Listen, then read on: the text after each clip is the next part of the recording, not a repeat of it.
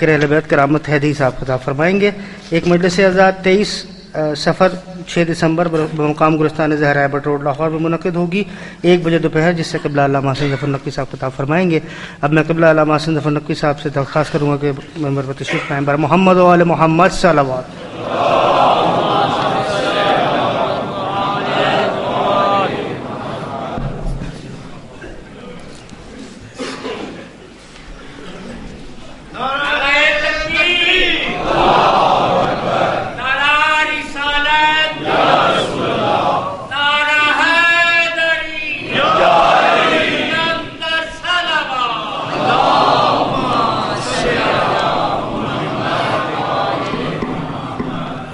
تھوڑا سا اس کو اوپر کرو، یہ بہت نیچے ہو گیا۔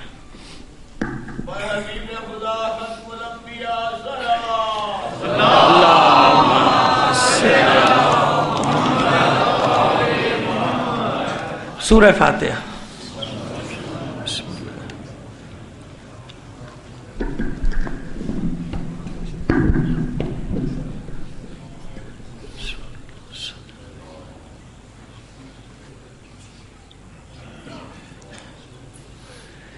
اعوذ باللہ من الشیطان الرجیم، بسم اللہ الرحمن الرحیم، الحمد للہ رب العالمین، الصلاة والسلام علی اشرف الانبیاء والمرسلین، سیدنا و نبینا ابی القاسم محمد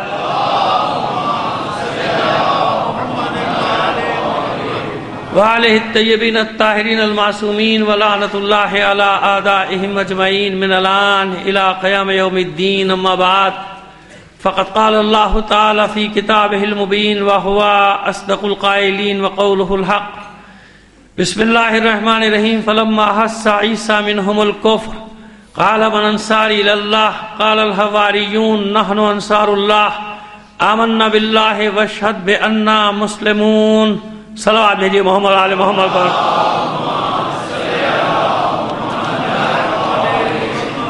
آپ سے درخواست کروں گا مرحوم سید ذکی حسن کاظمی ابن سید محمد ذکی کاظمی، سیدہ زبیدہ خاتون بنت سلطان مرزا رضوی، سید محمد مجتبیٰ ابن سید ممتاز حسین عابدی، سیدہ لطیف النساء بنت سید محمد سبطین رضوی، سید مہدی حسن ابن سید محمد مجتبیٰ عابدی، سیدہ نسیمہ خاتون بنت سید ذکی حسن کاظمی، اور اپنے تمام مرحومین اور تمام شہداء کو شامل کر کے ایک سورہ فاتحہ پڑھ کر بخش دیجیے گا۔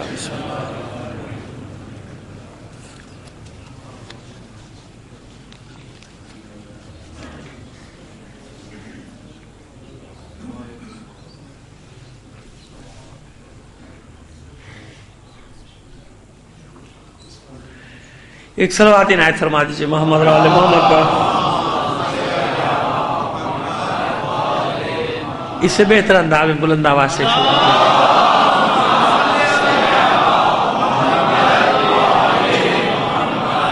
ہماری گفتگو جاری ہے انصار اللہ پر، اور آیت یہ بتا رہی ہے کہ انصار اللہ کسی ایک زمانے تک محدود نہیں ہے۔ جب اللہ کے دین نے مدد کے لیے پکارا ہے، ایک جماعت اس کی مدد کے لیے نکلی ہے، اور جو جماعت اس کی مدد کے لیے نکلی ہے، قرآن نے قیامت تک کے لیے انہیں انصار اللہ کا لقب دیا ہے۔ یہ ہماری بات کل یہاں تک پہنچی تھی ان 2 آیتوں کی روشنی میں، اور آج ایک اور تیسری آیت جس کا اشارہ کیا تھا، آج اس کی تفصیل میں جائیں گے۔ پہلے وہ 2 آیت، ایک جو سلام کلام قرار دے رہے ہیں، سورہ آل عمران کی 52ویں آیت کہ فلما احس عیسیٰ منہم الکفر قال من انصاری الی اللہ۔ جب عیسیٰ نے یہ احساس کیا کہ قوم اب بغاوت کی طرف مائل ہے، کفر کی طرف مائل ہے، تو آپ نے سوال کیا جو ایمان لانے کے دعوے دار سے ان سے کہ کون اللہ کے راستے میں میری مدد کرنے والا ہے؟ قال الحواریون نحن انصار اللہ۔ تو حواریون نے جواب دیا کہ ہم انصار خدا ہیں، ہم اللہ کی مدد کریں گے، یعنی اللہ کے دین کی مدد کریں گے۔ آمنا باللہ، کیونکہ ہم اللہ پر ایمان لائے ہیں، خالی دعویٰ نہیں کیا ہے ہم نے۔ دعویٰ کرنے والے الگ ہوتے ہیں، اور عمل کے میدان میں اپنے آپ کو با ایمان ثابت کرنے والے وہ الگ ہوتے ہیں۔ 2 کل ہم نے اس کی تقسیم کی تھی نا آپ کے سامنے، کہ ورنہ مومنین سے خطاب تھوڑی ہوتا بار بار کہ یہ کر لو، یہ نہ کرو، یہ کر لو، یہ نہ کرو، کیونکہ یہ اقسام جو ہیں یہ موجود ہیں۔ خود ائمہ طاہرین نے مومنین کی درجہ بندی کی ہے، اسی طرح قرآن مجید نے بھی مومنین کی درجہ بندی کی ہے، طبقہ بندی کی ہے. ایسے نہ سمجھے گا کہ بس ایک ہی سارا سلسلہ، ایسا نہیں ہے. بات آگے بڑھی، وَشَهَدْ بِأَنَّا مُسْلِمُونَ، اور اے جناب اے اللہ کے رسول گواہی دیجیے گا کہ ہم آپ گواہ رہیے گا. گواہی دیے گا مطلب آپ گواہ رہیے گا کہ ہم مسلمان ہیں, ہم اللہ کے دین پر, یعنی اللہ کے سامنے ہم نے سر تسلیم خم کر دیا. اور پھر دوسری آیت سورہ صف کی 14ویں آیت ہم نے, جس میں عمومیت تھی. یہاں تو محدود ہے نا, یہاں مقید ہے, یعنی یہاں پر آیت مطلق نہیں ہے بلکہ صرف جناب عیسیٰ کے حواریوں کا ذکر ہو رہا ہے کہ جناب عیسیٰ کے حواری انصار اللہ ہیں. لیکن وہ جو آیت ہے اس میں عمومیت ہے, سب کے لیے پیغام ہے کہ جو چاہے وہ بن سکتا ہے. یا ایھا الذین آمنوا کونوا انصار اللہ, کل اس میں بات کی تھی نا کہ اے ایمان لانے والو, اے مومنو, انصار خدا بنو, انصار اللہ بن جاؤ. یعنی بن سکتے, جب چاہے تو بن سکتے, ورنہ نہیں بن سکتے. اس لیے حکم دیا جا رہا ہے, اس لیے بتایا جا رہا ہے کہ یہ حکم ہے مانو یا نہ مانو. جیسے اور احکام ہے ویسے یہ بھی حکم ہے, اب مانو یا نہ مانو.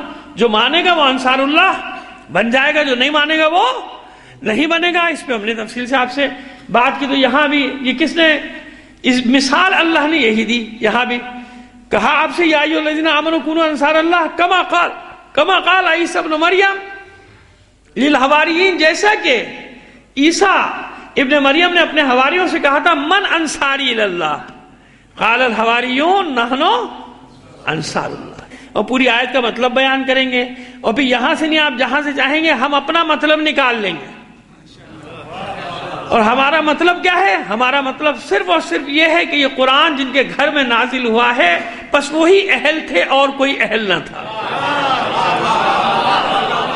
لیکن سیدھی سی بات ہے کہ اگر اس قرآن کو نازل کر دے, لو انزلنا ھذا القرآن علی جبل لرأیتہ خاشعا متصدعا من خشیۃ اللہ, اگر اس قرآن کو پہاڑ پر نازل کر دے, کس پہاڑ پر؟ کسی بھی پہاڑ پر, مطلق ہمالیہ ہو, ماؤنٹ ایوریسٹ جو بھی ہو, یہاں کسی پہاڑ کو مخصوص تھوڑی کیا گیا, چھوٹے سے چھوٹا ہو, بڑے سے بڑا ہو, جس پہاڑ پر بھی نازل کرتے وہ پہاڑ اللہ کے خوف سے لرزاں ہو کر ریزہ ریزہ ہو جاتا. یہی وزن تو بتایا گیا نا. تو ہم تو اپنا مطلب ہر جگہ سے لے آئیں گے. ہم سب سے پہلے تو یہ بات ثابت کریں گے کہ بتائیے قرآن کا وزن کیا ہے. قرآن وہ امانت ہے جس کا بار اٹھانے سے سب نے انکار کر دیا تھا, ہر مخلوق نے انکار کر دیا کہ یہ وزن ہم نہیں اٹھا سکتے. تو اب آپ خود سمجھ لیجئے نا کہ ہمارا مطلب تو نکل آیا کہ جب قرآن کا وزن کوئی اٹھا ہی نہیں سکتا تھا تو جس نے بھی اٹھایا وہی تو اللہ بتانا چاہ رہا ہے کہ اگر وہ قرآن سے زیادہ نہیں تو برابر تو ہے نا. انی تارک فیکم الثقلین, دو وزنی چیزیں چھوڑ کر جا رہا ہوں. کتاب بھی وزنی ہے, کتنی وزنی ہے بتا دیا نا قرآن نے خود بتا دیا نا کہ کتنی وزنی ہے قرآن, یہ کتاب کتنی وزنی. انی تارک فیکم الثقلین, دو وزنی چیزیں تمہارے درمیان, دو گراں بہا چیزیں چھوڑ کر جا رہا ہوں. کیوں وزن کا لفظ استعمال ہوا؟ اس لیے کہ قرآن نے وزن بتایا کہ قرآن کا وزن یہ کہ پہاڑوں پر نازل کرتے تو پہاڑ خوف سے لرزاں ہو کر ریزہ ریزہ ہو جاتا. اشارہ کر رہے ہیں بس ایک جملے میں اور بات کو آگے بڑھاتے ہیں. اب جن پر نازل ہوا ان کا وزن کیا ہے؟ ان کا وزن انہوں نے بتایا جنہوں نے قرآن پڑھا ہی نہیں, یہ آیت پڑھی نہیں. کس نے؟ ارے بنی نجران کے عیسائیوں نے بتایا تھا کہ نہیں بتایا تھا؟ ان کے سردار نے کہا تھا نا مباہلے سے ہاتھ اٹھا لو, ایسے چہرے دیکھ رہا ہوں پہاڑوں کو اشارہ کریں گے اپنی جگہ چھوڑ دیں.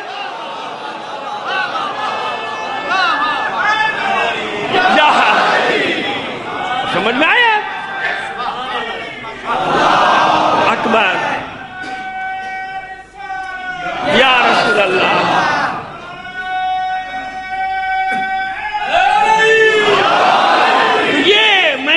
اپنا جو کل قول کا بات کہی تھی, قول کیا, میں تو بڑا حقیر سا انسان ہوں, اس کی تائید میں بات لایا ہوں. کیا آپ سمجھ رہے ہوں گے شاید میں نے یوں ہی ہوا میں بات کر دی کہ ہم جہاں سے چاہیں گے اپنا مطلب نکال لیں گے. اب ثابت ہو گیا کہ جہاں, کیونکہ ہمارا مطلب ایک ہی ہے. ہمارا مطلب ایک ہی ہے کہ عالمین میں اللہ کے بعد رسول و آل رسول کے بعد کوئی نہیں ہے. تو یہ مطلب ہم جہاں سے چاہیں گے نکالیں گے. ثابت ہوا کہ نہیں ہوا کہ پہلے قرآن کو سمجھ لو, قرآن کے وزن کو سمجھ لو, اب جن پر نازل ہوا ہے تو اندازہ کر لو کہ وہ کیا ہوں گے.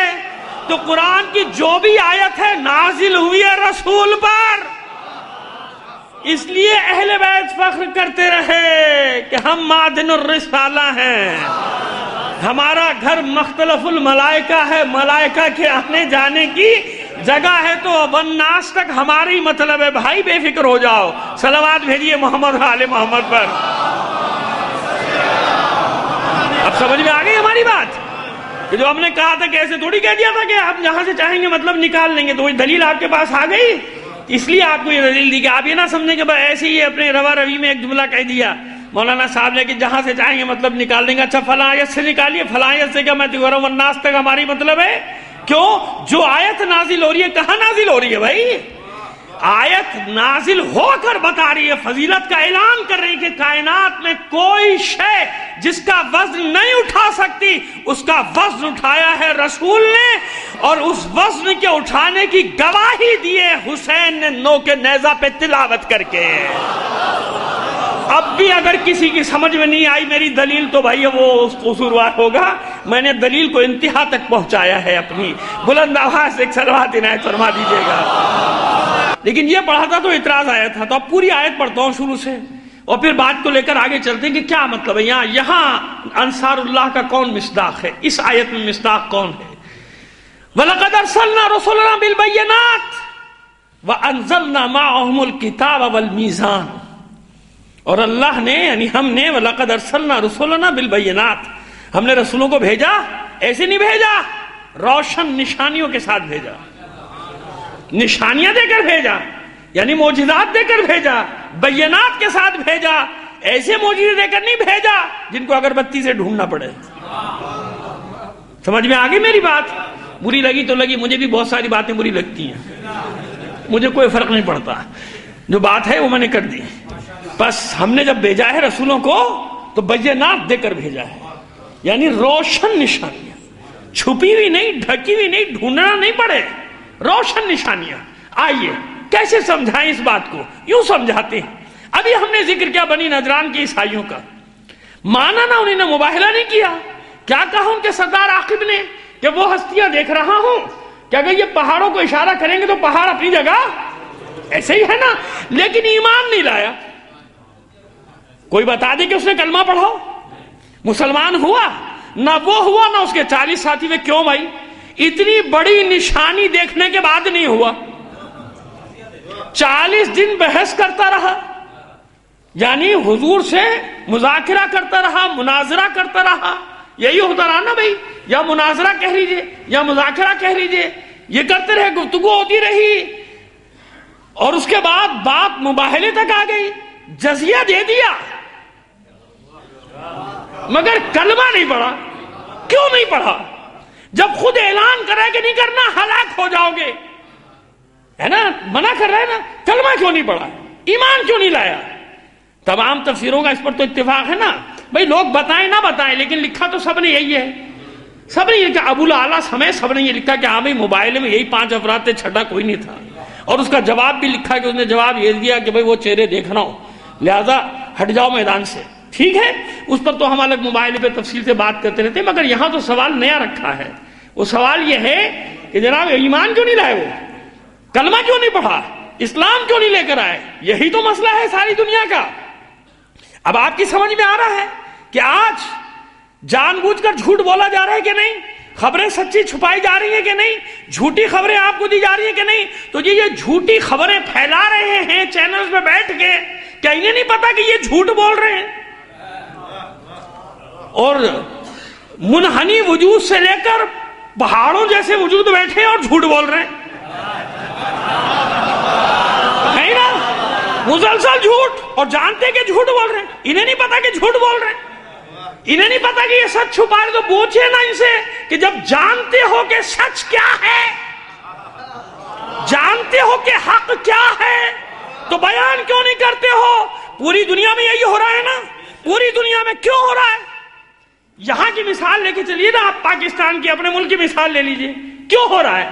جب یہ جانتے ہیں کہ سچ کیا ہے، جھوٹ کیا ہے، جھوٹ کا ساتھ دے رہے ہیں. جانتے ہیں کہ وہ غاصب ہے آل سعود، جانتے ہیں، مگر اس کا ساتھ دے رہے ہیں کہ نہیں. جانتے ہیں کہ حملہ سعودی عرب نے کیا ہے، مگر کیسے شور کر رہے ہیں جیسے یمن نے کیا. ارے حرمین بچاؤ، ارے حملہ اس نے کیا، بچاؤ حرمین کو. پاگل ہے، دماغ خراب ہو گیا تمہارا، پوری دنیا کو پاگل سمجھا ہوا ہے. پاگل نہیں ہے، یہ بڑے مکار ہیں. انہی کے لیے تو قرآن نے کہا جیسے ابو جہل جانتا تھا، ابو لہب جانتا تھا، اور بہت سارے ابو جانتے تھے، سب جانتے تھے. اب قرآن کہتا ہے کہ اپنے بیٹوں سے زیادہ یہ پہچانتے ہیں رسولوں کو. کیوں؟ بابا اپنے بیٹوں میں مسئلہ ہے، بڑا مسئلہ ہے. صلوات بھیجیے محمد آل محمد پر. مشکل ہے کیونکہ وہ لینگویج، وہ زبان استعمال کرنا زیب نہیں دیتا ممبر سے، نہ کرنی چاہیے. لہذا بس اتنا اشارہ مومن کو پہنچ گیا، بہت کافی ہے. تو سمجھ میں آ گئی بات کہ اپنے بیٹوں سے زیادہ پہچانتے ہیں رسول کو، لیکن کیوں نہیں مانتے؟ مسئلہ کیا ہے؟ مسئلہ یہ ہے کہ عبداللہ کا یتیم، مسئلہ یہ ہے کہ عبد المطلب کا پوتا، مسئلہ یہ ہے کہ بنی ہاشم کو یہ منصب مل جائے، یہ سچے ثابت ہو جائیں. ہم تو انتظار کر رہے تھے کہ رسول ادھر ادھر آئے گا، میرے قبیلے میں، اس قبیلے میں، اس قبیلے میں، یہ ہاشمیوں میں کیسے آ گیا؟ تو اصل مسئلہ یہ نہیں تھا کہ وہ رسول کو نہیں پہچانتے تھے، اصل مسئلہ اس بغض، کینے اور عداوت کا تھا جو ہاشم سے ان کے دلوں میں تھی. تو آج بھی جانتے سب ہیں، مگر 1400 سال سے جو مخالفت کر رہے ہیں کیسے اس سے واپس مڑ جائیں، یو ٹرن کیسے لے لیں کہ آج تک ان کو غلط کہتے رہے، اب صحیح کہا تو اپنے لوگوں کو کیا منہ دکھائیں. جانتے سب ہے نا؟ ارے بہت سے لوگ تو ہمارے سامنے اعتراف کر چکے ہیں کہ کیا کریں، وہ اپنے لوگ ہیں نا، مار دیں گے. وہ جیسے مفتی حسن جان کو مار دیا نا بیچارے کو، جیسے اور بہت سارے نام لے سکتا ہوں، بیچاروں کو مار دیا حالانکہ انہی کے مکتب کے تھے. کریں کیا بھائی، ڈر لگتا ہے. بات تو آپ کی صحیح ہے، مگر مسئلہ ہے گدی نشست، مسئلہ ہے گدی نشینی کا، بلکہ مسئلہ ہے میرے اپنی لغت میں گدی نشینی کا. یہ جو لوگوں کی گدی پر سوار ہیں، یہ سوار کیسے ہوں گے پھر لوگوں کی گدی پہ اگر اپنی بات سے ہٹ گئے تو؟ صلوات بھیج دیجئے محمد آل محمد پر. تو بات سمجھ میں آئی؟ اب جانتے ہیں کہ وہ کیسے ایمان لیا. وہ ایمان لیا تو ساری ان کی جو اجارہ داری ہے، مونوپولی، وہ ختم. وہ سارے چرچ، اتنے چرچ اس کے انڈر میں ہوں گے، مجھے کیا پتا کتنے ہوں گے، مگر تمام عیسائیوں کا تھا نا بھئی. اسقف اعظم تھا یا بڑا پادری تھا، جو بھی تھا تو اتنا بڑا نا کہ 40، تو اس کے ساتھ علماء آئے تھے، وہ ان علماء کا بھی سردار تھا عاقب. تو اب کتنا بڑا تھا. تو اب کیا وہ جو امپائر ہے وہ چلی جائے گی نا ہاتھ سے. ہر جگہ یہی مسئلہ ہے. لوگ جانتے ہیں کہ سچ کیا ہے، جھوٹ کیا ہے، مگر وہ جو چھوٹی چھوٹی امپائرز بنی ہوئی ہیں، وہ امپائرز خطرے میں ہیں، وہ مساجد خطرے میں ہیں، وہ مدارس خطرے میں ہیں، وہ ہزاروں لوگ جو ان کے انڈر میں ہیں، جن کی وجہ سے لاکھوں کروڑوں کی آمدنی ہو رہی ہے، وہ سب خطرے میں ہیں. لہذا خبردار، سمجھ میں تو آ گیا سچ کیا ہے، جھوٹ کیا ہے. سمجھ میں آ گیا کہ کون یہودیوں سے لڑ رہا ہے، کون یہودیوں کی گود میں بیٹھا ہے.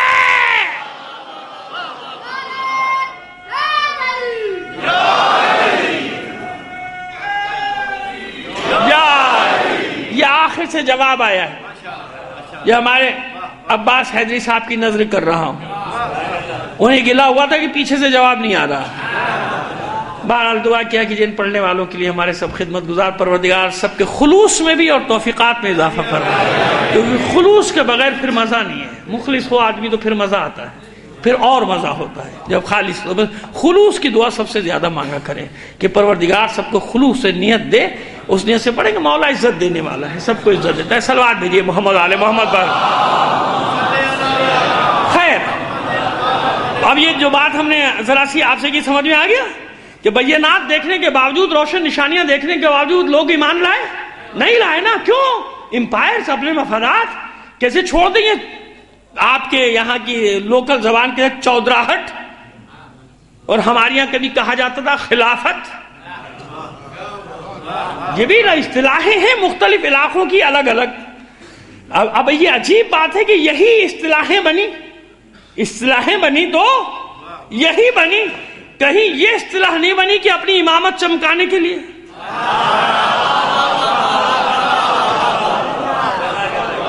کہیں یہ اصطلاحیں نہیں بنی. یعنی جن کا تعلق پاک و طاہر ہستیوں کے ساتھ ہے وہ بازاری اصطلاح نہیں بنا کرتے الفاظ. بے شک ہر قوم میں، بے شک ہر مکتب میں ایک امام کا منصب ہے مختلف ائمہ ہے نا، امام فلاں مجازن نائبین امام کے لیے بھی کہہ دیا جائے تو کوئی حرج، مجازن کہہ دیا جاتا ہے تو کوئی حرج نہیں ہوتا، پریشان نہ ہوا کیجئے۔ امام اسے بھی کہتے ہیں جو آپ کو نماز پڑھاتا ہے۔ آپ سے پوچھا جائے آپ کی مسجد کا امام کون ہے، آپ فوراً اسلحہ نکال لیں گے، ہماری مسجد میں امام کہاں سے آیا بھائی؟ امام تمہارا ہے۔ سمجھ میں آ گئی بات جو سمجھانا چاہ رہا ہوں کہ لفظ امام سے نہ گھبرایا کریں آپ، لیکن امام جہاں بھی استعمال ہوگا اچھی اصطلاح میں، چاہے ہمارے ہاں استعمال ہو چاہے دوسروں کیا ذرا ٹھیک ہے، وہ عصمت کا وہ نہیں ہے تصور جو ہمارے یہاں ہے، مگر کبھی امامت بازاری اصطلاح نہیں بنی نا، جہاں بھی ہے مقام کے ساتھ ہے، چاہے وہ ادھر ہو چاہے وہ ادھر ہو۔ مسجد کا بھی امام ہو تو ایک احترام ساتھ ہے نا، احترام ساتھ ہے نا، ورنہ آپ کیا کہیں گے ملا ہے نا۔ امام میں احترام ہے، ملا میں اس میں بھی ہے احترام مگر وہ اور قسم کا ہے۔ تو اب سمجھ میں آ گئی بات کہ وہ یہ ساری اصطلاحیں بنتی چلی گئی۔ تو جو بات ہم کریں پھر وہی واپس آ رہے ہیں کہ بینات کے ساتھ بھیجا، روشن نشانیوں کے ساتھ، مانتے تھے نشانی مگر پھر بھی ایمان نہیں لاتے تھے۔ نشانی دیکھنے کے بعد کہتے تھے جادو ہے۔ قوم صالح نے نشانی مانگی، یہ پہاڑی سے اونٹ نکالو ناقے سے، اور وہ اس کے لیے بھی شرطیں، اونٹنی ہو، حاملہ ہو، 10 مہینے کی ہو، نکلتے ہی وہ زچگی بھی ہو جائے، یعنی وہ اس کا بچہ بھی پیدا ہو جائے۔ یہ ساری شرطیں لگا دی نبی کے ساتھ، سب کچھ ہو گیا، جو چاہا تھا انہی نے ہو گیا۔ ایمان لائے؟ نہیں لا۔ بھائی تم نے خود ہی تو کہا تھا، اب جب دکھا جاؤ کرے جادو ہے، اور تمہیں مانگا کیوں تھا نشانی اللہ کے رسول سے؟ اچھا چاند کے ٹکڑے کر کے بتائیے۔ اچھا بھائی تم نشانی مانگ رہے ہو، تمہارے کہنے میں چاند کے ٹکڑے کر دیے، یہ جادو ہے، اور تمہیں نشانی کیوں مانگ رہے ہو؟ یعنی نہیں ماننا، جس کو ماننا ہے اسے معجزے کی ضرورت نہیں ہے، وہ معجزے نہیں مانگا کرتا۔ جس نے مانا ہے اس نے معجزے تھوڑی مانگے رسول سے۔ ہاں نشان کبھی اطمینان قلب کے لیے کوئی واقعہ ہوا تو ہوا، لیکن شرط قرار نہیں دیا معجزے کو ایمان لانے والوں نے کہ معجزہ ہوگا تو ایمان لائیں گے ورنہ ایمان نہیں لائیں گے۔ ہمیشہ معجزہ مانگتے تھے کون؟ جن کا ایمان نہیں ہوتا تھا، ان کو دکھایا جاتا تھا۔ 1400 سال میں مسئلہ الٹا ہو گیا، اب کہیں ایسی خبر سنو جاؤ تو مجبوراً دیکھنا پڑتا ہے۔ کیوں نہیں دیکھیں گے؟ کہیں گے ایمان کچا ہے۔ ارے بھائی جن کا ایمان کچا ہے انہی کے لیے تو معجزہ ہوتا ہے، اور کس کے لیے ہوتا ہے؟ معجزہ ہوتا کس کے لیے؟ جب مجھے نظر ہی نہیں آ رہا تو معجزہ کہا کہ نہیں تمہارا ایمان کمزور ہے، مولوی ہے نا، اس کا عقیدہ کچا ہے اس لیے اس کو نظر نہیں آ رہا، لہذا اب جا کے ڈھونڈنا پڑا، دیکھنا ہاں نظر آ گیا، لوگ کہتے دیکھا پکا ہے۔ یہ ہوتی ہے بلیک میلنگ، مذہبی بلیک میلنگ اس کو کہتے ہیں۔ سمجھ گئے آپ کہ لوگوں کے عقیدے سے کھیلو، لوگوں کے جذبات سے کھیلو، ان کا استحصال کرو، ان کو اپنے ڈھب پر لے کر آؤ۔ اب تو شعور میں آ جائیے، باشعور ہو جائیے، سمجھیے ان چیزوں کو کہ ایسے دین کے ساتھ تماشے نہیں ہوتے۔ بینات وَلَقَدْ أَرْسَلْنَا رُسُلَنَا بِالْبَيِّنَاتِ، ہم نے روشن نشانیوں کے ساتھ بھیجا۔ موسیٰ کو معجزہ دیا تو کھلا ہوا معجزہ دیا۔ ابراہیم کی آگ کو، ابراہیم کے لیے جلائی جانے والی آگ کو ٹھنڈا کیا ہے تو سارے کافروں نے دیکھا ہے، نمرود سمیت، کیونکہ آگ تو انہوں نے ہی لگائی تھی، دیکھا ہے نا۔ تو اب سب کے معجزے کیا گنواؤں؟ کافی ہے نا۔ اگر لوہے کو نرم کیا ہے تو کس کے لیے؟ داؤد کے لیے۔ وَأَلَّنَّا لَهُ الْحَدِيدَ، ہم نے اس لوہے کو داؤد کے لیے نرم کر دیا۔ اور کبھی کہیں دعاؤں میں بھی ہم یہ استعمال کرتے ہیں لفظ وَلَيَّنَّ الْحَدِيدَ لِدَاؤد، اے داؤد کے لیے لوہے کو نرم کر دینے والے اللہ میری مشکل کو ختم کر دے۔ ایسا ہے نا، کبھی دعائیں پڑھا کیجئے تو یہ سارے الفاظ آئیں گے تو پڑھیں گے تو آئیں گے نا۔ آپ چاہتے ہیں وہ مولوی صاحب دعا کر لیں، وہ آمین کہہ دیں گے، قصہ ختم ہو گیا۔ صلوات بھیجیے محمد آل محمد پر۔ آئیے پس بینات، یہ کسی وجہ سے میں نے ذکر کیا حدیث کا، سورہ حدید کی 25ویں آیت تھی کہ تو میں تلاوت کر رہا ہوں، لَقَدْ أَرْسَلْنَا رُسُلَنَا بِالْبَيِّنَاتِ، اور صرف روشن نشانیاں دے کر نہیں بھیجا، وَأَنزَلْنَا مَعَهُمُ الْكِتَابَ وَالْمِيزَانَ، اور ہم نے اپنے رسولوں کے ساتھ کتاب بھی بھیجی اور میزان بھی بھیجا. میزان کیوں بھیجا؟ لِيَقُومَ النَّاسَ بِالْقِسْطِ، تاکہ یہ لوگوں میں انصاف، لِيَقُومَ النَّاسُ بِالْقِسْطِ، تاکہ لوگوں کے درمیان آپس میں عدل قائم کریں، انصاف قائم کریں. یہ میں آیت یہاں تک پڑھ لوں پھر آگے بڑھوں گا. اب پہلے یہ سن لیجئے، کیا بھیجا ان کے ساتھ؟ کتاب اکیلی نہیں بھیجی. بابا قرآن کی آیت کو تو کم سے کم نص قرآنی پہ تو بحث نہ کرو کہ بس کتاب کافی ہے، کتاب کافی ہے. اللہ فرما رہا ہے میں نے کتاب اکیلی نہیں بھیجی. دیکھیے رسولوں کا ذکر الگ ہے، یاد رکھیے گا.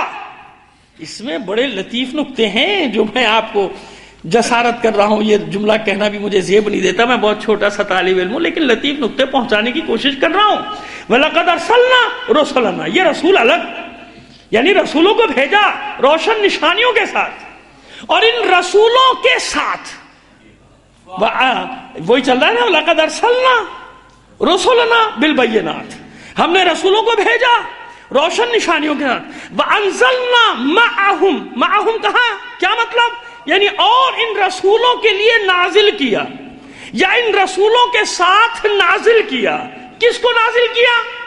وَأَنزَلْنَا مَعَهُمُ الْكِتَابَ وَالْمِيزَانَ، اور ان رسولوں کے ساتھ بھیجا کتاب کو بھی میزان کو بھی. تو میزان کی تشریح رسول نہیں ہے، رسول کے لیے کتاب اور میزان بھیجی گئی، اکیلی کتاب نہیں، کتاب کے ساتھ میزان. یہ وہ الیکشن والا ترازو نہ سمجھیے گا، تاکہ اس کے ذریعے سے کیا ہو، لوگوں کے درمیان عدل و انصاف قائم کیا جائے. کتاب بھی بھیجی اور میزان. ابھی نہیں معلوم میزان کیا ہے، مگر یہ طے ہے کہ اس میزان کے ذریعے سے عدالت قائم ہوگی.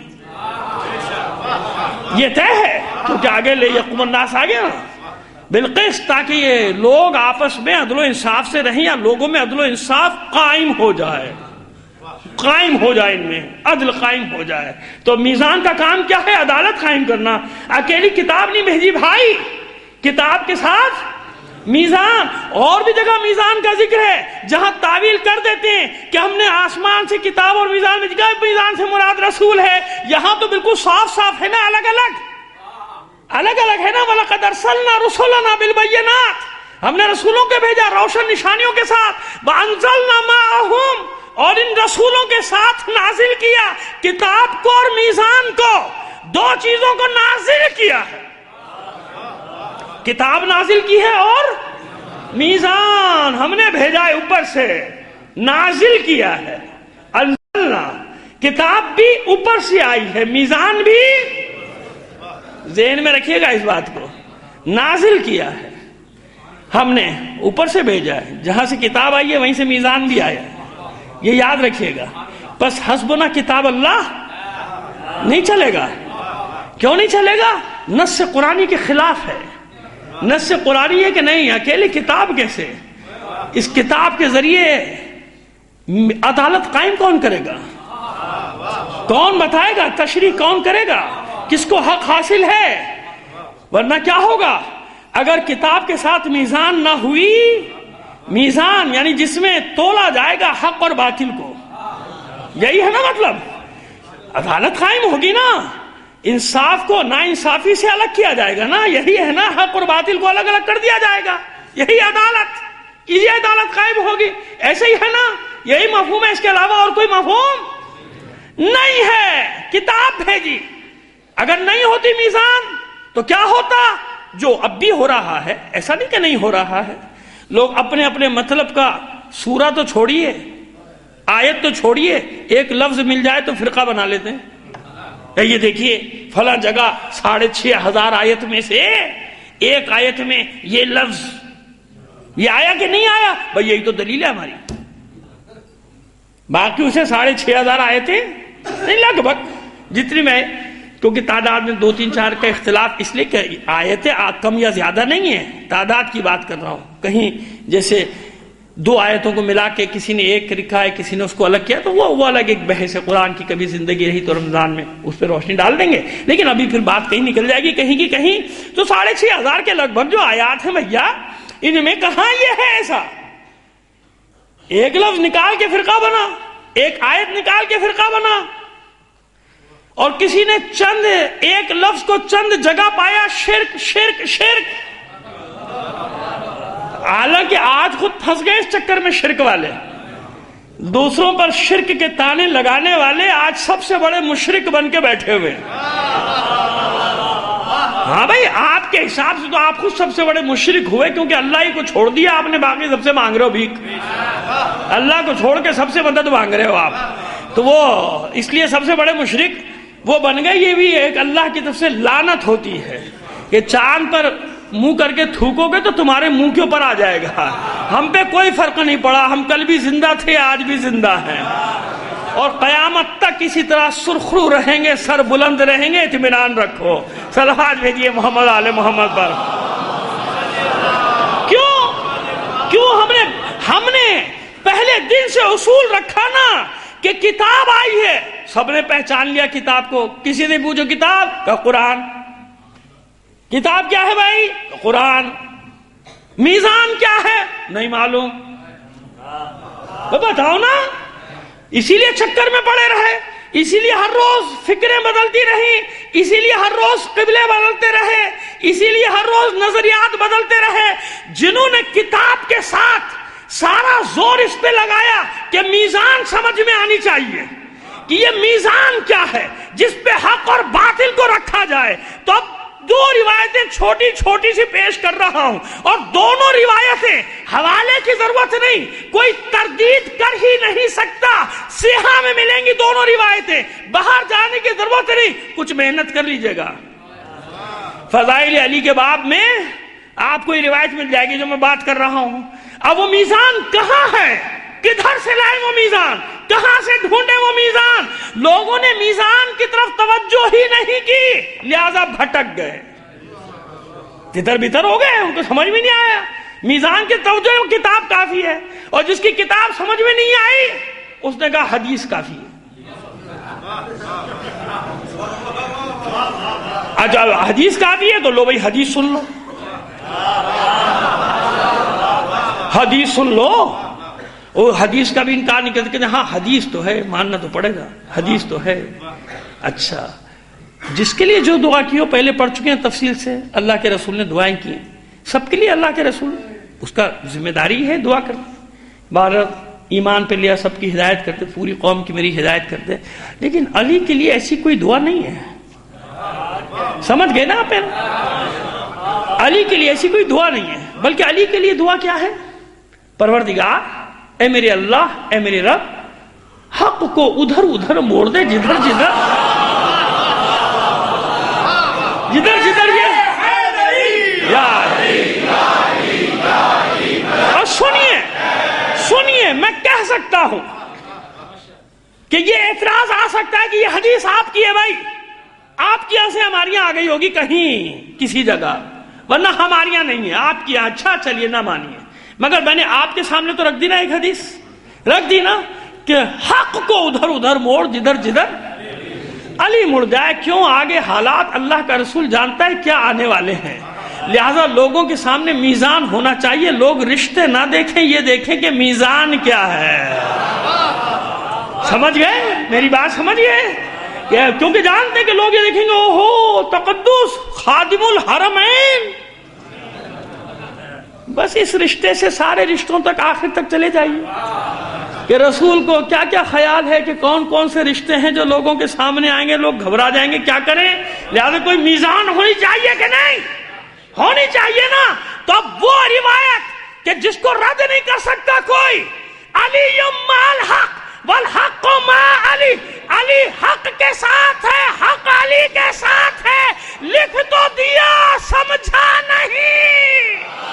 یہ لکھی ہے حدیث، یہ انہی کی حدیث لکھی ہے کہ علی حق کے ساتھ ہے، حق علی کے ساتھ ہے، یعنی یہ کوئی دو چیزیں الگ الگ نہیں۔ تو رسول نے کتاب دی، کتاب کیا ہے؟ قرآن۔ تو میزان لاؤ نا کہ وہ حق اور باطل کی میزان کیا ہے۔ تو دونوں روایتیں آپ نے نقل کی ہیں، علی مع القرآن والقرآن مع علی، علی مع الحق والحق مع علی۔ کتاب بھی اوپر سے آئی ہے، میزان بھی اوپر سے آیا ہے۔ انزلنا معہم، ہم نے رسولوں کے ساتھ کتاب بھی بھیجی، میزان بھی بھیجا۔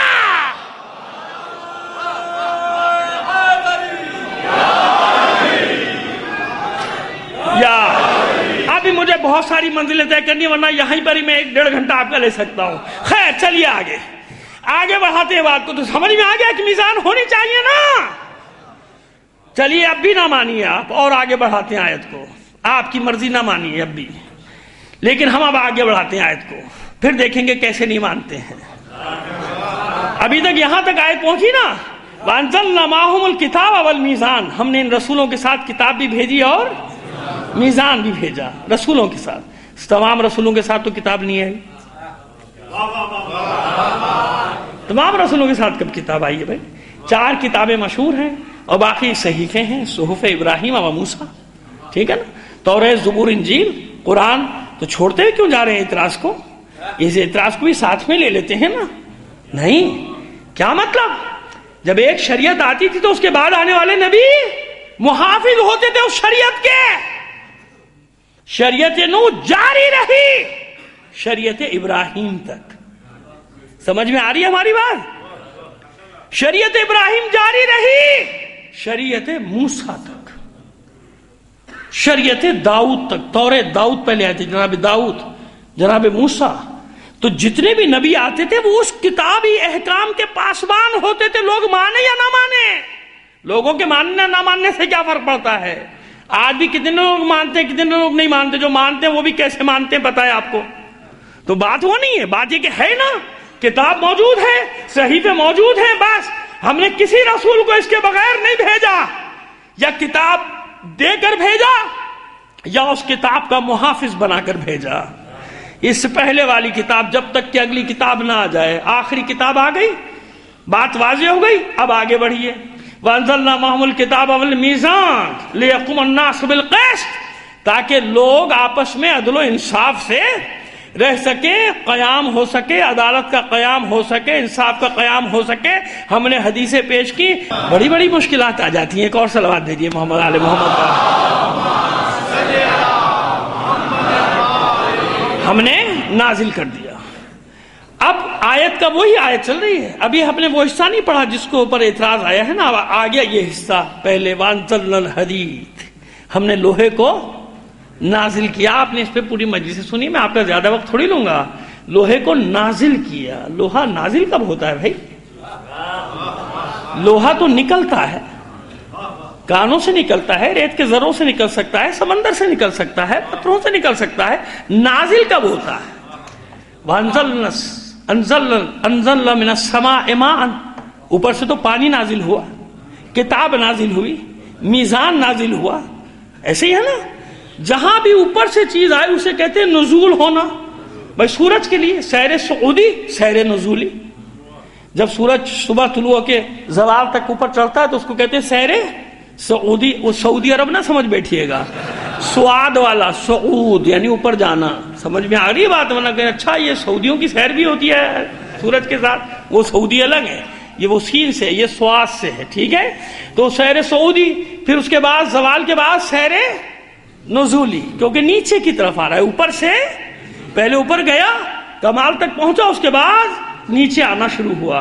تو جو چیز اوپر سے نیچے آئے، قرآن مجید میں سب جگہ یہی معنی ہے، ایک ہی مفہوم ہے، نزلنا ہو یا انزلنا ہو، وہ چیز جو اوپر سے نیچے آ رہی ہے اسے کہتے ہیں۔ تو اب یہاں کتاب کو نازل کیا، میزان کو نازل کیا، اب بھی سمجھ میں نہیں آیا تو وَأَنزَلْنَا الْحَدِيدَ، ہم نے آسمان سے لوہے کو، یا چھوڑیے کہیں گے آسمان کا لفظ کہا، میں کہتا ہوں کہ اوپر سے لوہے کو نازل کیا ہے، تو نازل ہوا نا۔ وَأَنزَلْنَا الْحَدِيدَ، ہم نے حدید کو نازل کیا، نکالا نہیں۔ قیامت تک لوہا نکلتا رہے گا، نازل نہیں ہوتا، نہ پہلے نازل ہوا نہ بعد میں نازل ہوا، مگر پہلے پورا ترجمہ سن لیجئے، وَفِيهِ بَأْسٌ شَدِيدٌ، اور اس میں شدید جنگ کا سامان ہے، وَمَنَافِعُ لِلنَّاسِ، اور یہ جو لوہا نازل کیا ہے اس میں لوگوں کا فائدہ ہی فائدہ ہے۔ کیسا فائدہ؟ کیسا فائدہ؟ ضربۃ علی یوم الخندق افضل من عبادت الثقل،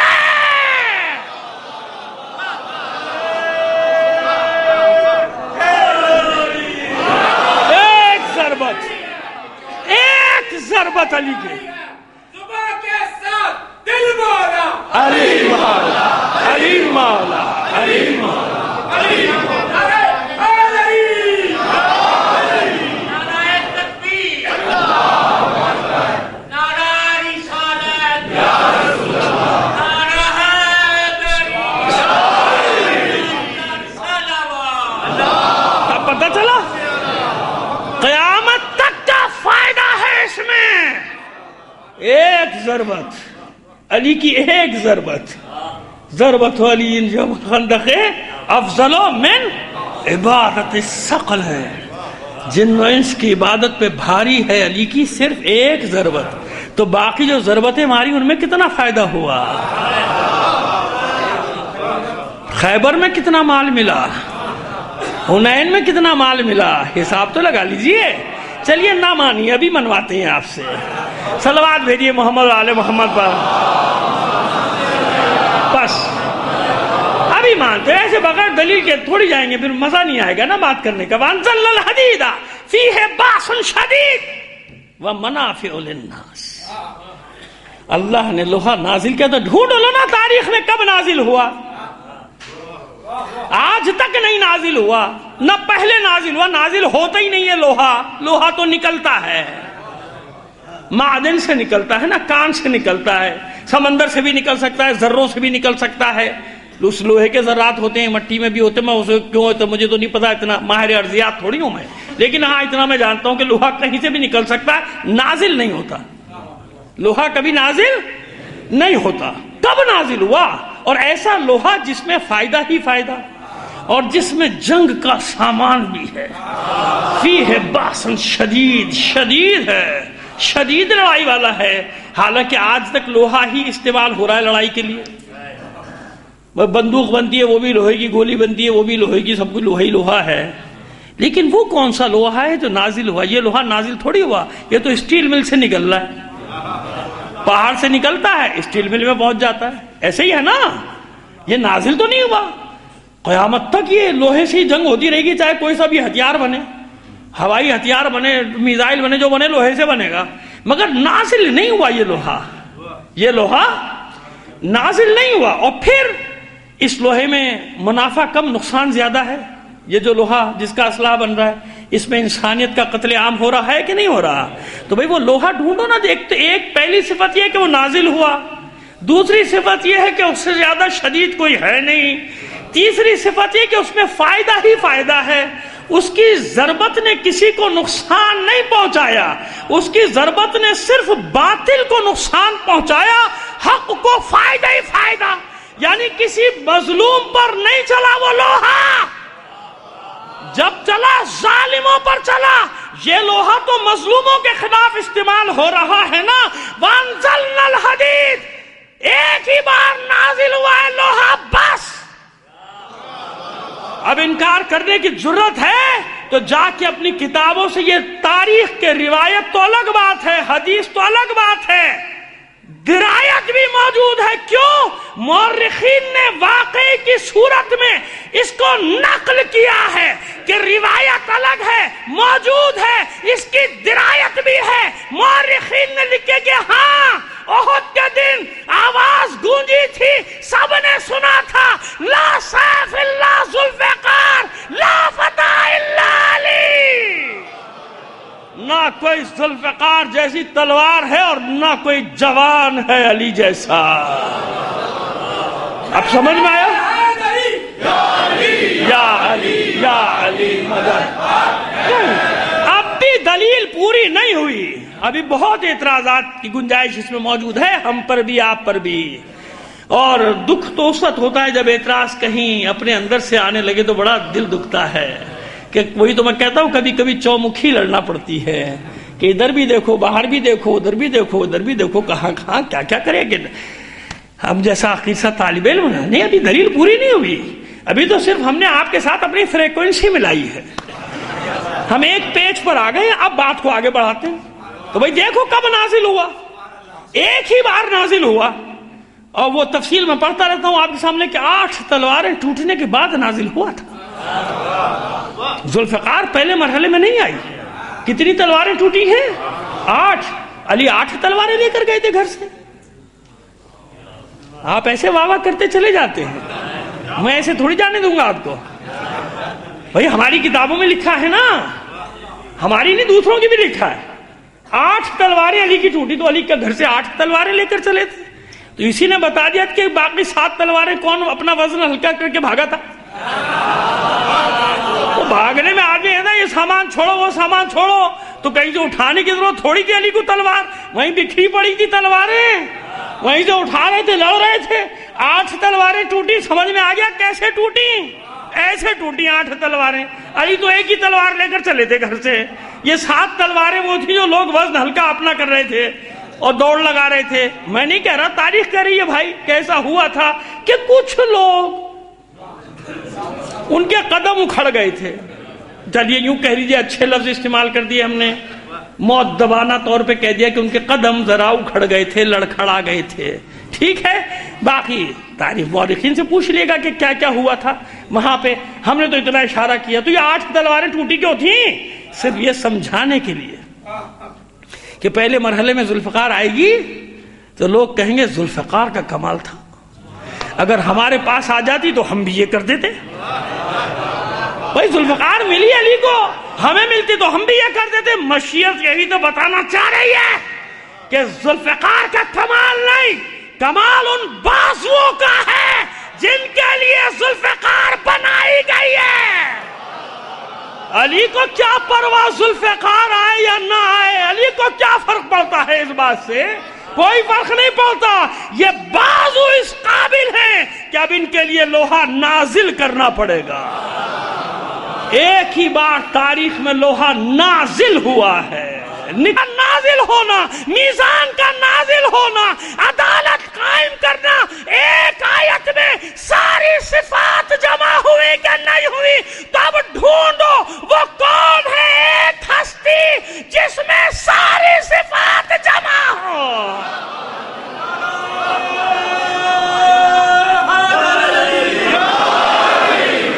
وہ حق اور باطل کا معیار بھی ہو، وہ حق اور باطل کے درمیان فرق کرنے والا بھی ہو، وہ عدالت کا ایسا قائم کرنے والا ہو کہ قیامت تک مسند عدالت خالی رہے گی اس کے بعد.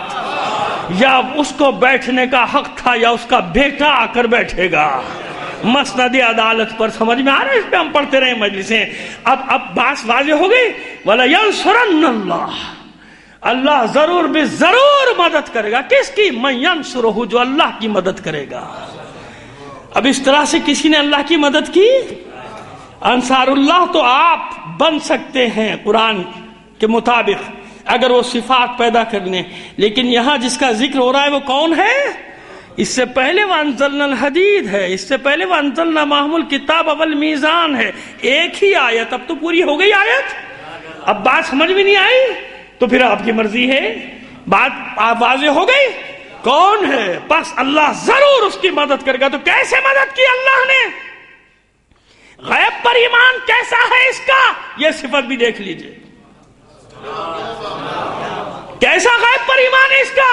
لاؤ ایسا ایمان والا. لو کشف الغطاء ما زدت تو یقینی، یہ ما زدت تو یقیناً، خدا کی قسم سارے پردے بھی ہٹا دیے جائیں تو علی کے یقین میں مزید کوئی اضافہ ہونے والا، یعنی یہ پردے ہٹا دو تو جب بھی کوئی نئی چیز نہیں ہے. یہ ہے ایمان. اس نے مدد کی، اس طرح مدد کی اللہ اور اس کے رسول کی. وَلَا يَنْصُرَنَّ اللَّهُ، ضرور بے ضرور اللہ ان کی مدد کرتا ہے. اس لیے ذوالفقار آئی تھی.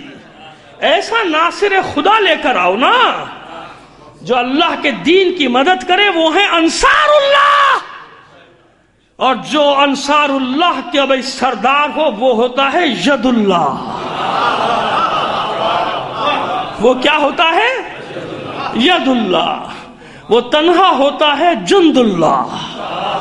اکیلا اپنی ذات میں خدا کا لشکر ہوتا ہے صرف. اور پھر اس کی ضرب کیا ہوتی ہے؟ ضرب اللہ. اور پھر شیر تو کوئی تشبیہ نہیں دی جا سکتی نا. علی کی شجاعت کہاں، شیر کہاں. لہذا اللہ نے اس کے لیے کیا منصب رکھا؟ اسد اللہ، عین اللہ، اذن اللہ، لسان اللہ. دھوکے میں مت آ جانا. یہ سارے منصب دیے ہیں اللہ نے. کیوں؟ کیونکہ اللہ اور اس کے رسول کی مدد کی ہے اس نے. وَلَا يَنْصُرَنَّ اللَّهُ مَنْ يَنْصُرُهُ وَرَسُولُهُ بِالْغَیْبِ. اللہ ان کی مدد کرتا ہے اور ضرور کرتا ہے جو اللہ کی مدد کرتے ہیں اور اس کے رسول کی. تو اب علی کی طرح کسی نے مدد کی ہوتی تو اس کو بھی یہ منصب مل جاتا.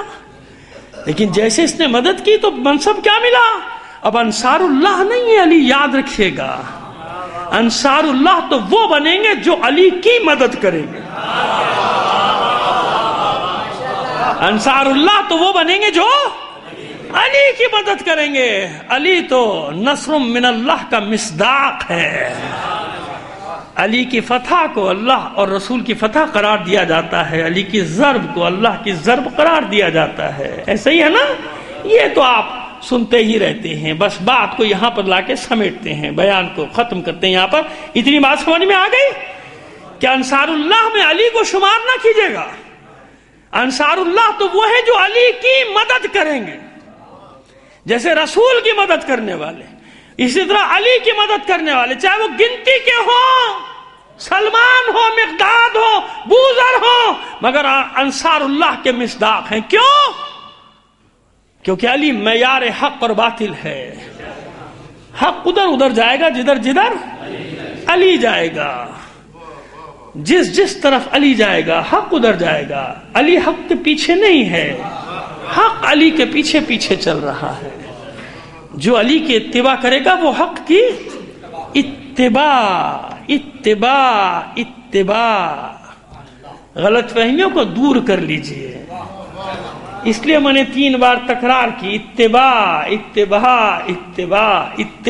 علی ہے. علی کی مدد. خالی زبانی جمع خرچ کافی؟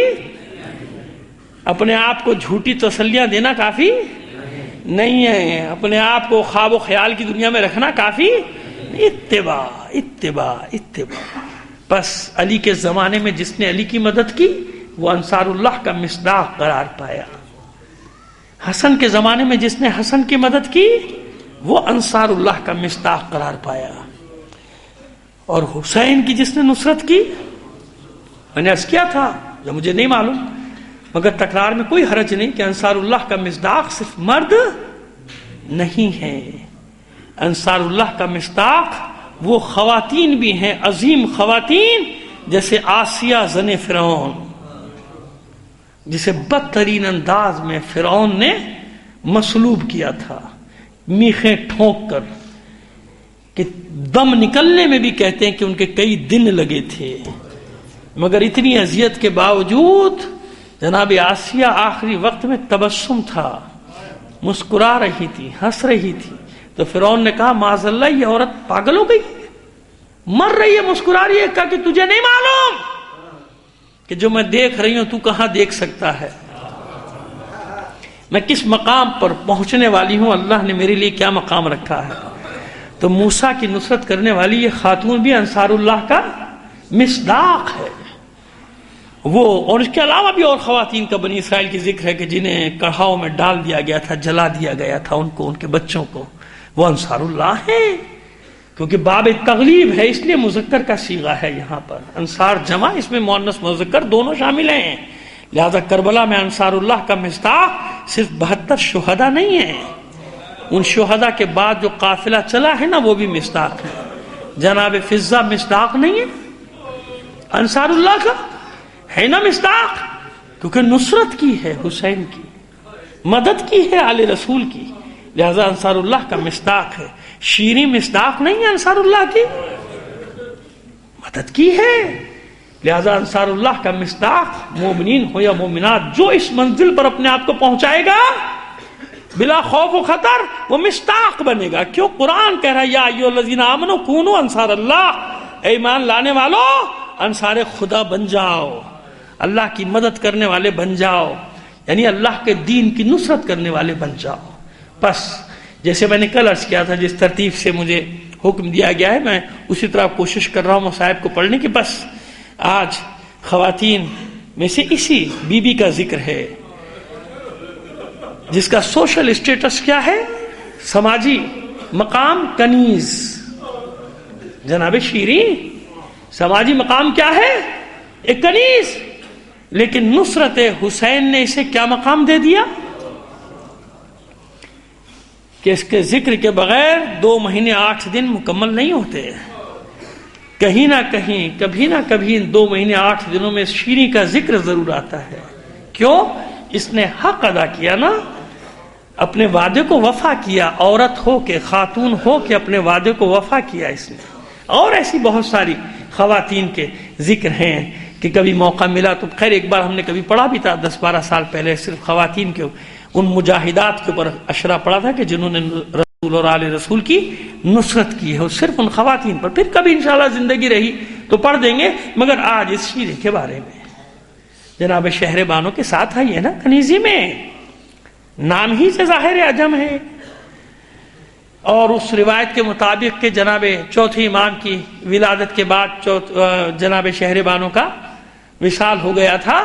2 روایتیں ہیں نا، ایک کربلا تک جانے کی ہے، ایک پہلے کی ہے، لیکن جو بھی روایتیں ہوں یہ طے ہے کہ حسین نے مدینے ہی میں آزاد کر دیا تھا، جناب شیریں کو آزاد کر دیا کہ جائیے شیریں تم آزاد ہو، ہم تمہیں قطع زمین بھی دیں گے، زندگی گزارنے کے لیے سامان بھی دیتے ہیں، جاؤ اپنی زندگی بسر کرو، تم نے بہت خدمت کر لی، حق ادا کر دیا، اب آزادی تمہارا حق ہے۔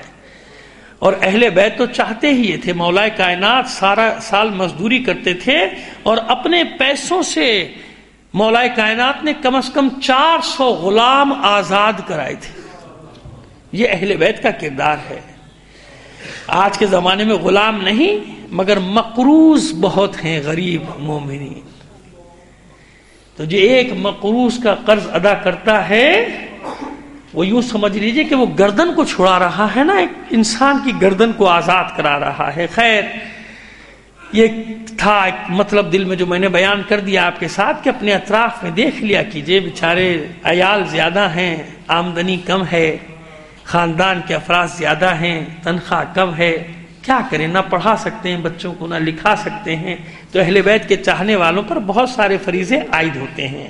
سمجھ میں آ رہی ہے ہماری بات کہ ان فریضوں کی طرف بھی کبھی دھیان دیا کیجئے، اور ہمارے اکثر مومنین دھیان دیتے ہیں، یہ بھی میں نہیں کہہ رہا کہ نہیں دیتے، لیکن باقی جو نہیں دے رہے انہیں بھی اس طرف دھیان دینا چاہیے۔ خود ڈھونڈو، ضروری نہیں ہے کہ کسی پر اعتبار نہیں کہ اس کے پاس جائیں گے یہ کھا جائے گا، خود ڈھونڈو، خود کرو، اپنے ہاتھ سے کرو اور اطمینان قلب حاصل کر لو کہ ہاں میں نے ایک مستحق تک اس کا حق پہنچا دیا۔ تو شیریں آزاد ہو، اور شیریں وہ کنیز ہے جو آزاد ہونا نہیں چاہتی۔ مولا مجھے اپنے قدموں سے جدا نہ کیجیے، میں یہیں رہنا چاہتی ہوں، میں یہیں آپ کے بچوں کی خدمت کروں گی، آل رسول کی کنیزی سے بڑا منصب کیا ہوگا؟ ارے آج جب ہم فخر کرتے ہیں، کاش اتنی سند مل جائے کہ حسین کے غلام نے اپنا غلام قبول کر لیا تو کافی ہے نا میرے لیے۔ ایسی ہماری ماں بہنیں بیٹیاں فاطمہ زینب و ام کلثوم کی کنیزی پہ فخر کرتی ہیں کہ نہیں کرتی؟ تو یہ تو ہمارا تو فخر ہے، غلامی اہل بیت، لہذا نہیں جانا چاہتی، مگر حکم امام کے آگے کوئی چارہ نہیں، حکم امام ہے۔ اب جب حکم امام ہے تو شیریں بے بس ہو گئی، مولا ٹھیک ہے آپ کا حکم ہے لیکن میری ایک شرط ہے، بس آپ میری طرف توجہ رکھیں، یہ چیزیں میرا امتحان ہوتی ہیں آپ کا نہیں۔ تو مولا آپ کا حکم ہے مگر ایک چھوٹی سی عرض ہے، میری شرط سمجھ لیجئے، عرض سمجھ لیجئے، گزارش سمجھ لیجئے، التجا سمجھ لیجئے۔ مولا کہا کیا چاہتی ہے شیریں؟ مولا ایک وعدہ مجھ سے کیجئے کہ ایک بار میرے مہمان بنیں گے۔ چند لحظے حسین نے سوچا، چند لحظے سوچنے کے بعد کہا جا شیریں تجھ سے وعدہ رہا تیرا مہمان بنوں۔ مولا نہیں، ایک بات اور، اب کیا چاہتی ہے شیریں؟ مولا شہزادے شہزادیوں کے ساتھ، خاندان کے ساتھ مجھ کنیز کی عزت و توقیر میں اضافہ ہو جائے گا، میری عزت بڑھ جائے گی، سب کے ساتھ میرے مہمان بن جائیے۔ پھر چند لحظے میرے مولا نے کچھ سوچا، اور چند لحظے سوچنے کے بعد فرماتا ہے میرا مولا جا شیریں تجھ سے وعدہ رہا پورے خاندان کے ساتھ تیرا مہمان بن۔ بس ایک بات کا خیال رکھنا شیریں، ایسا نہ ہو کہ ہم تیرے مہمان بھی بن جائیں تو پہچان بھی نہ سکیں۔ شیریں قدموں میں بیٹھ گئی، مولا میں آپ کی نمک خوار، بھلا ایسا ہو سکتا کہ آپ میرے گھر آئیں اور میں نہ پہچانوں؟ اچھا شیریں جا، ہم ضرور آئیں گے، سب کے ساتھ آئیں گے۔ وہ پیغام بھجوا دیا، شیریں کو آزاد کر دیا، شیریں جا رہی ہے۔ اب سب اس کے لیے خلعت، انعام، اکرام، زاد راہ لے کر آ رہے ہیں، بنی ہاشم میں سے خواتین، اور جو بھی زاد راہ اور خلعت لے کر آتا ہے اس میں ایک چادر ضرور ہوتی ہے۔ کچھ ہی دیر میں چادروں کا ڈھیر لگ گیا۔ شیریں حیرت سے کہتی ہے مولا میں اتنی سب چادروں کا کیا کروں گی؟ مولا فرماتے ہیں شیریں لے جا، شاید کسی دن کام آ جائے، لے جا۔ چلی گئی شیریں۔ کوفے سے جو حلب کا راستہ ہے، اب ظاہر ہے کہ دو ملک الگ الگ ہو گئے، حلب شام میں ہو گیا، کوفہ عراق میں ہے۔ تو حلب کے باہر ایک ٹیلے پر اونچے مقام پہ، میں نہیں گیا مگر میں نے پڑھا ہے، جو پڑھا ہے وہ بتا رہا ہوں آپ کو، ایسے بغیر پڑھے آپ کے سامنے بات نہیں کر رہا۔ وہاں قلعہ شیریں کا بتایا جاتا ہے کہ آثار بھی تھے، اب ہیں یا نہیں یہ بھی نہیں معلوم۔ قلعہ شیریں، قلعہ شیریں کیوں کہا جاتا تھا؟ بلندی پر مکان بنانے کی وجہ سے، ٹیلے پر مکان تھا اس لیے قلعہ شیریں مشہور ہو گیا، آج تک مشہور ہے، روایات میں ملتا ہے قلعہ شیریں کا ذکر۔ لیکن بستی پوری احترام کرتی ہے، عزت کرتی ہے شیریں کی، کیوں؟ سب جانتے ہیں کہ آل رسول کی کنیزی سے آئی ہے، اور پھر اس کی وجہ سے ایک دن آل رسول ہمارے مہمان بنیں گے، ہماری بستی میں آئیں گے، فرزند رسول آئے گا، خاندان رسول آئے گا۔ بتایا ہے نا شیریں نے کہ مجھ سے وعدہ ہے فرزند رسول کا، ضرور ایک دن حسین آئے گا، اس بستی میں مہمان بنے گا، میرے گھر میں مہمان بنے گا۔ عرصہ گزر گیا، دن مہینوں میں، مہینے سالوں میں انتظار بڑھتا گیا، آخر وہ زمانہ آیا جب شیریں نے سنا کہ حسین نے مدینہ چھوڑ دیا۔ قافلے آتے جاتے ہیں نا، خبر مل گئی کہ مدینہ چھوڑ دیا، مکے پہنچ گئے۔ پھر کچھ عرصے بعد خبر آئی کہ مکہ بھی چھوڑ دیا، اب عراق آ رہے ہیں، کوفے کی جانب حسین کا سفر ہے، ارادہ ہو رہا ہے۔ اب اس طرف سب گامزن ہیں کوفے کی طرف، آپ کا قافلہ رواں دواں ہے، حسین کا۔ خوش ہو گئی جب یہ سنا کہ حسین کوفے آ رہے، تو اب سمجھ گئی کہ اب میرا مہمان بننے کا زمانہ، میرے مہمان بننے کا زمانہ آ گیا، مولا میرے مہمان بنیں گے۔ دوڑ گئی بستی میں، تمام بیویوں کو جمع کر لیا۔ بیویوں دیکھو، میں کہتی تھی نا میرا مولا حسین آ رہا ہے، اور میری شہزادیاں زینب و ام کلثوم بھی ساتھ ہیں۔ ارے ہم شہر سے باہر، بستی سے باہر نکل کر استقبال کریں گے، پس اب وہ زمانہ قریب ہے۔ پوری بستی میں تیاریاں شروع ہو گئیں حسین کے استقبال کی، اور شیریں کی تو کیفیت ہی عجیب ہے، گھر کو جیسے نئے سرے سے سجا رہی ہے، جیسے ہم لوگ کرتے ہیں نا، اہم ترین موقعوں پہ رنگ و روغن کرتے ہیں۔ اور جب مولا کے مہمان بننے کا زمانہ آتا ہے، ہمیں عید بقرعید سے زیادہ یہ فکر ہوتی ہے کہ محرم میں ہمیں کیا کیا کرنا ہے۔ مہمان آ رہے نا، آل رسول مہمان آ رہے۔ عجیب ہے یہ غم بھی عجیب ہے، یہ ذکر بھی عجیب ہے، کائنات میں عجیب ذکر ہے حسین کا ذکر۔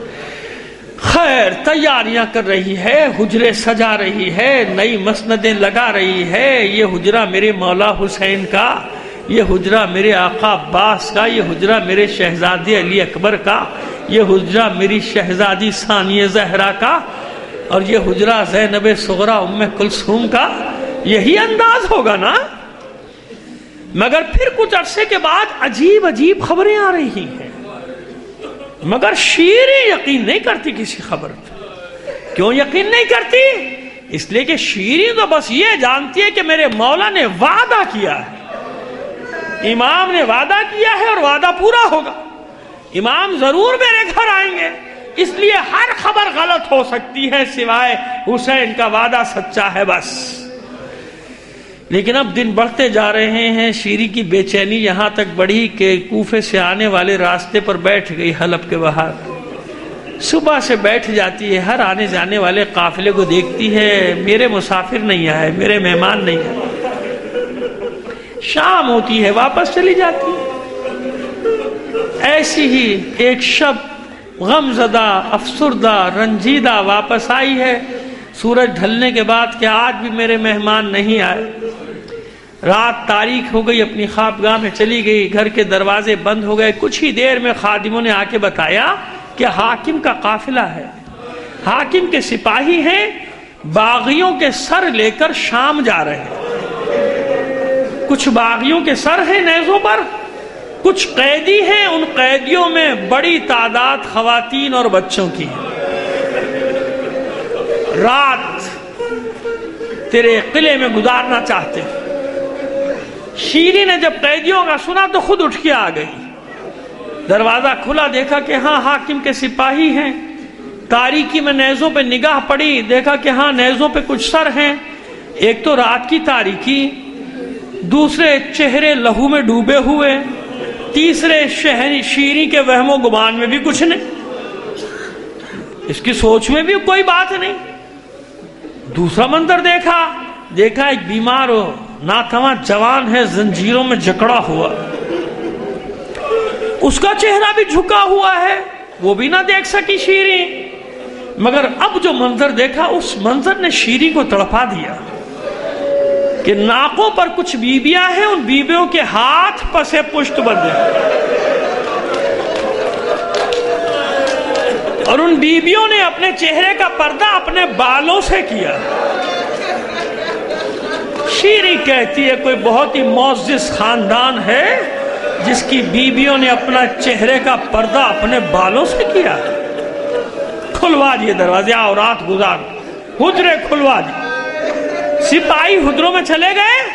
شیری نے دیکھا کہ قیدی وہیں حیات میں صحن میں دیوار سے لگ کے بیٹھ گئے. شیری سمجھ گئی ان قیدیوں پہ بڑا ظلم ہو رہا ہے. آئی سپاہیوں کے پاس، میرا گھر ہے، قیدی ہیں، اگر اجازت دو ان قیدیوں کے لیے بھی حجرے کھول دوں. کہا میں کوئی اعتراض نہیں. دوڑی آئی خادموں کنیزوں کے ساتھ، ہاتھ کھولو قیدیوں کے جلدی سے. کہتی ہے بیبیو میں نے اجازت لے لی، تمہاری لیے بھی حجرے ہیں، مسندیں ہیں. وہ حجرے جو مہمانوں کے لیے سجائے تھے ان میں قیدیوں کو لے کر آ رہی ہے اور کہتی کہ دیکھو جب تک میرے گھر میں ہو نا اطمینان رکھو، جو آرام تمہیں پہنچا سکتی ہوں پہنچاؤں گی، کوئی تکلیف نہیں ہونے دوں گی، کیونکہ میں نے اپنے مولا سے سنا ہے قیدیوں کو تکلیف نہ دینا. میں نے مولا سے سنا ہے کبھی قیدیوں کا تماشا نہ کرنا، کبھی ان کا مذاق نہ اڑانا. آؤ میرے ساتھ. خوشی خوشی لے کر آئی ان حجروں میں جو حجرے سجائے ہیں زینب و ام کلثوم کے لیے، جو مسندیں بچھائی ہیں حسین و عباس و علی اکبر کے لیے. ان قیدیوں کو جانتی ہے کہ میرا مولا خوش ہوگا. وہ کہتی ہے، حکم دیتی ہے اپنے خادموں کو بہترین غذا ان کے لیے تیار کرو. ان قیدیوں کے اتنا جو مہربان پایا بیویوں نے شیری کو. تو ایک بیوی کہتی ہے شیری ایک بات مانے گی؟ شیری آگے بڑھ کر کہتی ہے بیوی جو میرے بس میں ہے مانوں گی. بتا کیا چاہتی ہے؟ جو میرے بس میں ہے، جو میرے اختیار میں. کہ شاید تیری بات مان لے، رات بھر کے لیے ہمارے وارثوں کے سر ہمیں دلوا دے۔ شیریں کہتی ہے میں بات کرتی ہوں، آئی واپس سپاہیوں کے پاس آئی کہ دیکھو میرا گھر ہے، کہیں نہیں جا سکتے، رات بھر کے لیے نیزے جن پہ ان کے وارثوں کے سر ہیں دے دو، ان تک پہنچا دیں، کلیجہ ہمیں کوئی اعتراض نہیں۔ جلدی سے حکم دیا، بلایا خادم کو، اٹھاؤ یہ نیزے پہنچاؤ بیویوں کے پاس، خود بھی ساتھ ساتھ آئی، لیکن حیران رہ گئی کہ وارثوں کے سر پانے کے باوجود کوئی بیوی روئی نہیں۔ یہ تعجب کی بات ہے شیریں کے لیے، بے چین ضرور ہے، مضطرب ضرور ہے، مگر بیویاں روتی نہیں۔ اسی حیرانگی اور تعجب کے عالم میں شیریں واپس جا رہی ہے کہ اس بی بی نے پھر کہا شیریں ایک بات اور مانے گی؟ کبھی بھی جو تیرے دل میں ہے کہہ دے، میں نے کہا کہ جو میرے بس میں ہے میں کروں گی، جو میرے اختیار میں کروں گا۔ شیریں جب سے یہ قتل کیے گئے ہمیں رونے نہیں دیا گیا۔ عزادارو یہ جملہ میں نے ایسے تو نہیں کہہ دیا، یاد ہے نا کہ جب سکینہ تڑپ کے بابا کو پکارتی تھی شمر ملون تماچے مارتا،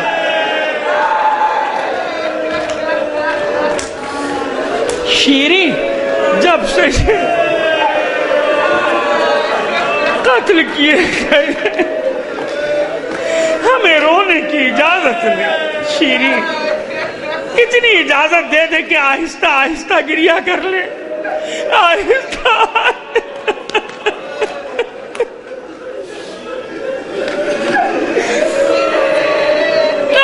آہستہ رو لے۔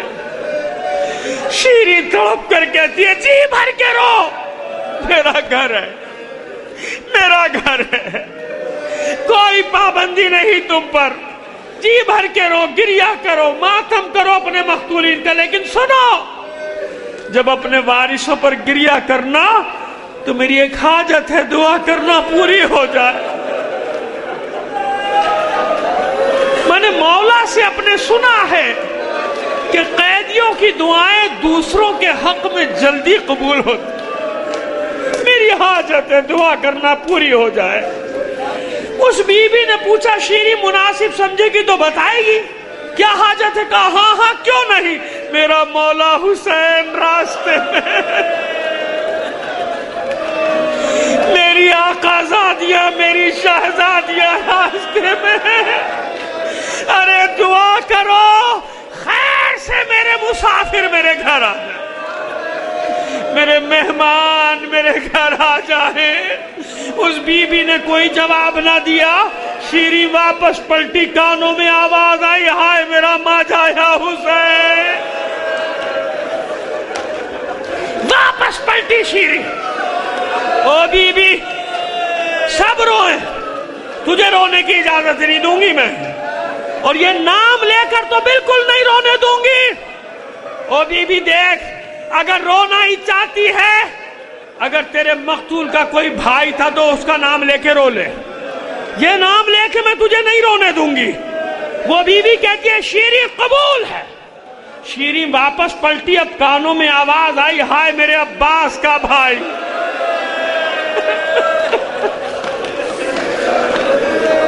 ہائے میرے عباس کا بھائی۔ شیریں پھر واپس پلٹی، او بی بی یہ نام بھی نہ لے، یہ نام بھی نہ لے۔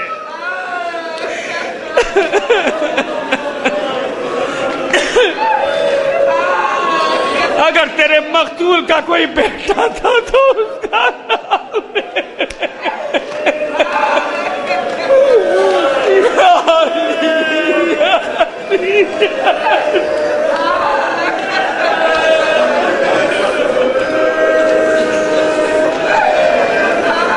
واپس پلٹی شیریں، اب آواز آئی ہے میرے اکبر کا بابا،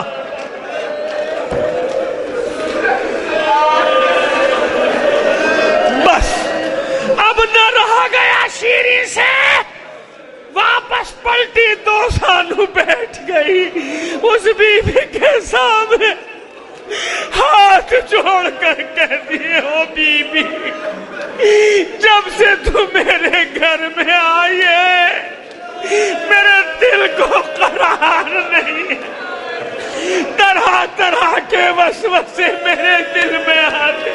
ارے تو ہے کون؟ اپنا تعارف تو کرا. تو کہاں سے آئی ہے؟ تیرے ساتھ کیا حادثہ ہو گیا؟ تجھ پر کیا بیت گئی؟ کیا قصہ ہے تیرا؟ کچھ تو بتا. یہ جتنے نام تو لیتی ہے میرے مولا کے گھر والوں کے نام. یہ جتنے نام تو لیتی ہے میرے مولا کے گھر والوں کے نام ہے. اس بی بی نے کوئی جواب نہ دیا. شیری نے 2-3 بار پوچھا. جب جواب نہ ملا تو اب شیری کہتی ہے تجھے تیرے مقتول کی قسم دیتی ہوں بتا تو کون ہے. بس اب زینب کے ضبط کے بندھن بھی ٹوٹ. زینب کے ضبط کے بندھن بھی ٹوٹ گئے. چہرے سے بال ہٹا کر کہا بھول گئی نا شیری، بھول گئی نا. میرے بھائی نے یہ بھی تو کہا تھا ایسا نہ ہو ہم تیرے مہمان بن جائیں تو پہچان بھی نہ سکے. شیری پچھاڑے کھانے لگی، منہ پیٹنے لگی، بال نوچنے لگی.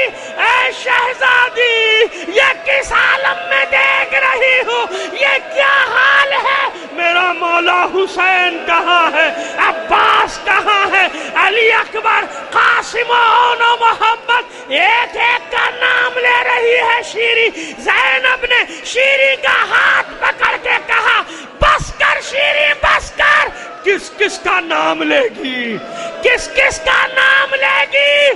بڑی سرکار کربلا میں لٹا کر آئی ہے زینب. سب کو گنجے شہیدہ میں سلا کر آئی ہے زینب. کوئی نہیں بچا شیری، کوئی نہیں. یہ جو زنجیروں سے جکڑا ہوا ہے یہی تیرے وقت کا امام ہے.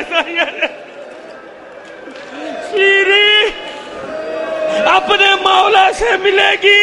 وہ دیکھ وہ جو سب سے بلند نیزے پر سر ہے وہی تیرے مولا حسین کا سر ہے. سر و سینہ پیٹتی ہوئی دوڑی نیزے کی جانب چلاتی جاتی ہے خوب مہمان بنے ہو، خوب مجھے شرف میزبانی بخشاؤ. اے میرے سید و سردار، اے میرے آقا و مولا، یہ کیسی مہمانی ہے، یہ کیسی میزبانی ہے. ارے کیا میں آج ہی کے دن کے لیے زندہ رہ گئی تھی کہ زینب و